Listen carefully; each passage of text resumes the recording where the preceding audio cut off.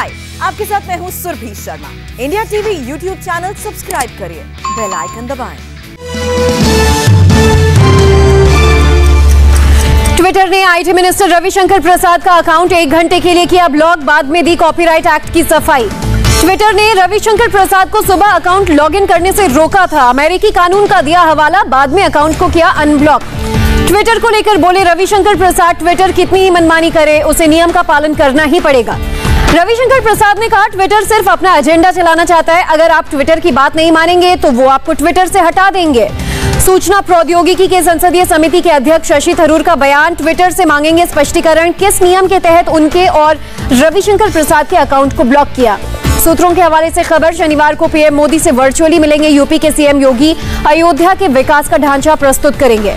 शिमला के army training camp पहुंचे army chief MM Naravane ने जवानों के प्रशिक्षण, चुनौतियों और तैयारियों की समीक्षा की। दिल्ली गाजीपुर बॉर्डर पर ट्रैक्टर रैली से पहले किसानों की तैयारी, किसानों ने किया रिहर्सल। महाराष्ट्र के गवर्नर भगत सिंह कोश्यारी का बयान, छात्रों को राष्ट्र निर्माण में योगदान देना चाहिए। बीजेपी विधायक रमेश जारकीहोली का बयान, देवेंद्र फडणवीस मेरे गॉडफादर हैं, इसीलिए उनसे मिलने गया था, फिर से मंत्री बनने की चाहत नहीं। रमेश जारकीहोली ने कहा कि सीनियर्स और शुभचिंतकों की राय से विधायक पद से इस्तीफे का प्लान बदला। राजस्थान कांग्रेस चीफ व्हिप महेश जोशी का बयान, कहा सरकार स्थिर है, यहां कोई चिंता की बात नहीं। जोशी ने कहा, राजस्थान में कांग्रेस सरकार ने कभी किसी को फोन टैप नहीं किया, फोन टैपिंग पुलिस और गृह मंत्रालय करता है। केरल में संगठनात्मक बदलाव पर बोले पूर्व सीएम ओमन चांडी, कहा हम आला कमान के फैसले के साथ अब सब कुछ ठीक है। पंजाब कांग्रेस अध्यक्ष सुनील जाखड़ के बिगड़े बोल, कहा पीएम $5 ट्रिलियन अर्थव्यवस्था की बात करते हैं, लेकिन हम विश्व भिखारी हो गए। यूपी सरकार के मंत्री आनंद स्वरूप शुक्ला ने कहा, सपा और कांग्रेस पर इस्लामिक आतंकियों के सहयोगी होने का आरोप लगाया। आनंद स्वरूप शुक्ला ने महबूबा मुफ्ती को पाकिस्तान जाने की दी सलाह, कहा उनका दिल पाकिस्तान में बसता है। राष्ट्रीय मानवाधिकार आयोग की टीम बंगाल के नॉर्थ 24 परगना पहुंची, चुनाव के बाद हुई हिंसा पीड़ितों से की मुलाकात। दिल्ली में इजरायल एम्बेसी के पास ब्लास्ट का मामला, गिरफ्तार 4 छात्रों को कोर्ट ने 10 दिन की पुलिस रिमांड पर भेजा। भारतीय वायुसेना और नौसेना ने US navy career strike group के साथ अभ्यास में लिया हिस्सा। आंध्र प्रदेश के कडप्पा में पेन्ना नदी में नहाने गए 3 लोगों की डूबने से मौत, 1 लापता। सीरम इंस्टीट्यूट ने एंटी कोविड टीका कोवोवैक्सीन की पहली खेप का प्रोडक्शन शुरू किया, नोवावैक्स ने तैयार किया है कोवोवैक्स। सीईओ अदार पूनावाला ने ट्वीट कर खुशी जताई, कहा कोवोवैक्स में 18 साल से कम उम्र के लोगों की रक्षा करने की क्षमता है। कोरोना की दूसरी लहर में 776 डॉक्टरों ने गंवाई जान, सबसे ज्यादा बिहार में 115 डॉक्टर्स की मौत।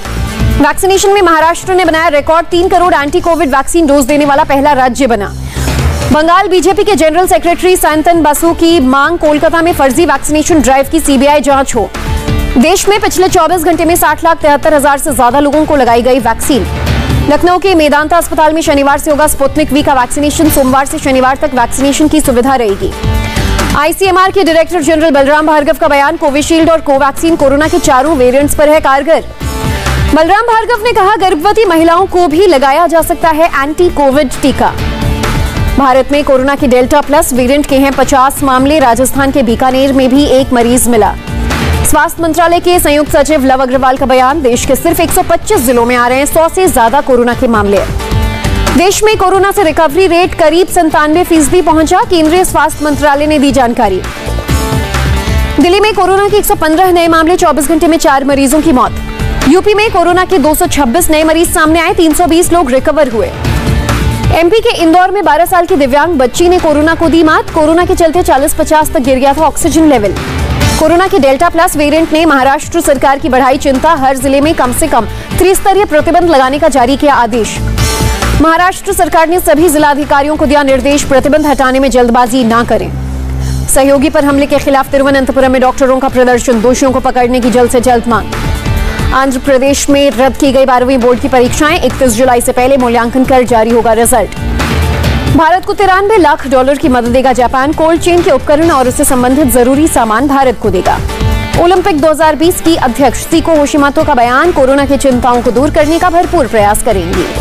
ऑस्ट्रेलिया के सबसे बड़े शहर सिडनी के कई इलाकों में लगा लॉकडाउन, डेल्टा वेरिएंट के कुल मरीजों की संख्या हुई 65। ईरान के supreme leader ayatollah Ali Khamenei ने लगवाई स्वदेशी एंटी कोविड टीका, अमेरिका और ब्रिटेन के वैक्सीन पर लगाया बैन। आतंकवाद पर पाकिस्तान को करारा झटका, FATF की ग्रे लिस्ट में ही रहेगा पाकिस्तान। म्यांमार में तख्ता पलट के खिलाफ यांगून में प्रदर्शनकारियों ने किया प्रदर्शन, सिविलियन नेताओं की रिहाई के लिए उठाई आवाज। चेक रिपब्लिक के कई शहरों में तूफान ने मचाई तबाही, कम से कम 3 लोगों के मारे जाने की खबर, सैकड़ों लोग घायल। पैन और आधार को लिंक करने की अवधि बढ़ाई गई, 30 सितंबर तक किया जा सकता है लिंक। अमेरिकी डॉलर के मुकाबले रुपए 2 पैसे टूटा, 74 रुपए 20 पैसे तक रही डॉलर की कीमत। सेंसेक्स में 226 अंक की बढ़त के साथ शेयर मार्केट बंद, निफ्टी में भी 69 अंक की उछाल। हाय, आई एम सुरभि शर्मा। खबरों से अपडेट रहने के लिए India TV YouTube channel subscribe करिए, साथ में बेल आइकन जरूर दबाएं। जुड़े रहें इंडिया टीवी के साथ।